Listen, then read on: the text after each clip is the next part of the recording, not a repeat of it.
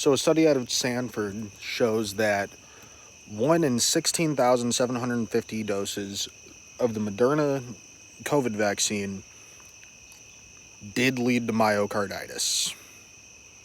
Now, I was saying that the Moderna vaccine could lead to myocarditis back in 2020, and I actually got quite a few videos taken down from it over on TikTok, and I actually got a temporary ban on Facebook over it.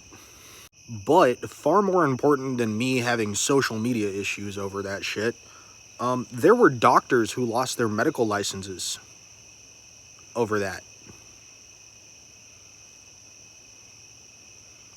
I feel like maybe that might need to be something that we go back and address.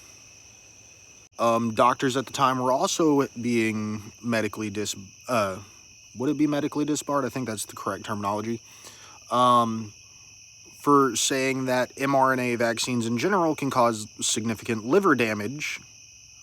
That turned out to be true. Yeah, anyone who tried to call it out back then got hit with a lot of issues on social media. But what's more important is the amount of genuinely good doctors who had, in this case, accurate suspicions, although a healthy amount of skepticism is a good thing when you're literally injecting something into someone's body. Not that I'm against vaccines or anything. I think with given time, this vaccine will improve, much like every other vaccine. But I feel like there were a lot of good doctors who were just a bit skeptical, who in a lot of cases lost their jobs over this shit.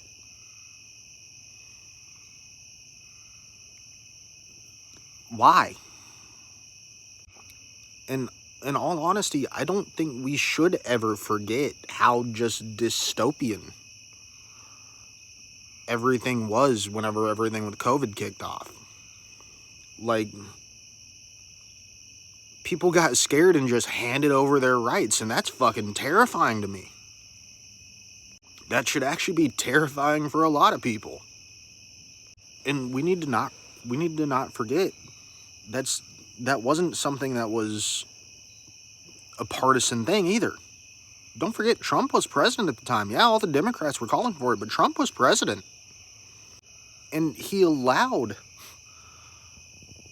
one of the major parts of our government's entire health apparatus to stay in place, despite the fact that this man was saying one thing one day, and then as soon as Trump would say it, he'd go back and say the opposite.